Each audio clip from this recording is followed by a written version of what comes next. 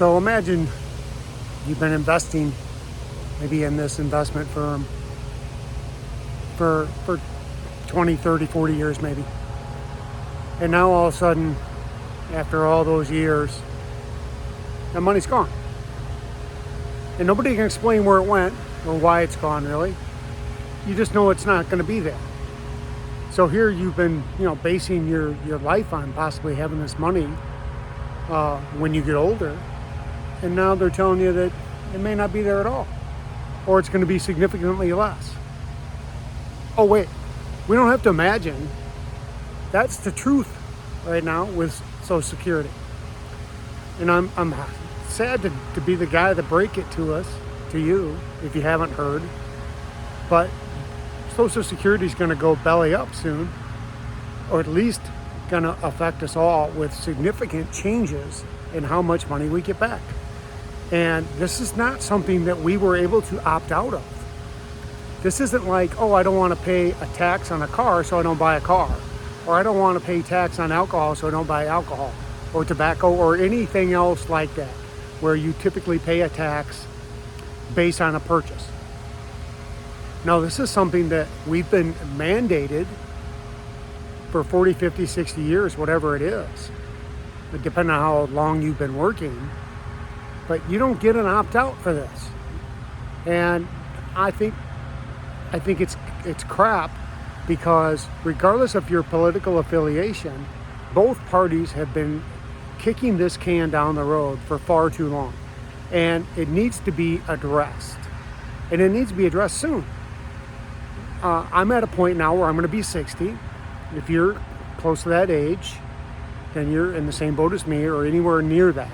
I'm going to be 60. If I waited to 67 to take my Social Security, which would be my prime date, that's 2032. And according to the new numbers this week, 2032 is when the decreases are going to have to hit. That's when it's going to have to make an impact.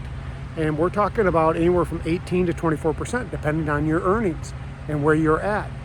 So here you wait to get the maximum benefit, 7 years for me.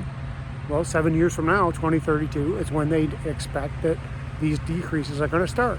So now I've waited to take my maximum. Sorry, bugs. And I'm not going to get it anyway.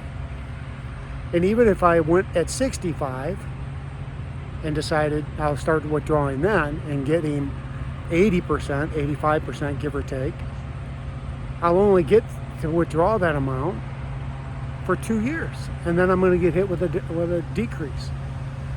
So everybody needs to be more angry about this so that we let Congress know that we're sick of this BS. It's time to fix this system. Most of this money is governed in a trust fund. There's smart people in the government, we think, make some investments, make some changes. And Congress and the president, whoever it is, needs to make changes to this program to make it solvent again, because it's not right that people, even the newer folks that have only been paying it for 10 or 20 years, you've been putting it in, you don't have a choice to get out and opt out of it, and now that money's going to be gone for you completely, Bob. You may not get 50% of it back in what you're supposed to get, right? Money that you've been told that if you put this in, this is the dollar amount you're going to get. And of course that number changes for everybody. It's based on years and how many active, you have to work 35 active years to come up with a real number, etc. I realize that. I'm just hitting this kind of like a shotgun, not aiming for a specific target, just trying to say we need to get in the boundaries again. We need to find a way to fix this problem. We need to take people off that aren't supposed to be eligible. We need to take anybody who's not legally here that's collecting any kind of a benefit from it to not be.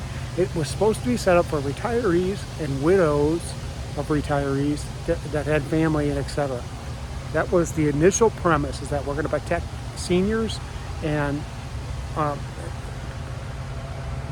single moms, etc. Because obviously men typically, especially back in those days, were dying before women long term, and many from the war and etc. So anyway, it's time to fix this system, because if you've been waiting and you're planning on taking your max benefit at 67 and you have more than 7 years to retire, you may not be getting very much of that money. Not, at least not the numbers that we've been told. So it's time that we get enough pressure on Congress that they do something about it. I'm hearing today that they're talking about, oh, every American could get a tariff rebate. Well, how about use some of that money instead to shore up the programs that are literally sucking the life out of each other, and put money back into fixing the problems. I don't need my money back. I just want it to go where it's supposed to go and be spent fiscally responsible, okay? And not even want to hardly get on the Illinois subject, but Illinois alone, in just their public servant pension program is like $200 billion behind. Like, if you're a public servant in Illinois and you've been promised this pension, it may not even be there because they're not talking about and not reinvesting the money like they're supposed to. They're behind on the payments for a decade or more. You can't just throw $200 billion into something in a state that you don't have and then try to claim that you can keep the pension program and give these exorbitant benefits to folks, especially when they've been counting on it. So anyway, sorry for the rant. I think more people need to be upset about this though, and we need to be talking about it in the community and saying, what are we going to do to fix this? And let's put some pressure on Congress to finally do something right to fix this program. Anyway, hope you got something good out of this. It sucks, but these things need to be talked about, because if you're in this community at all and you're planning to retire soon, it's going to impact you. Okay? Thanks for watching. Talk to you next time.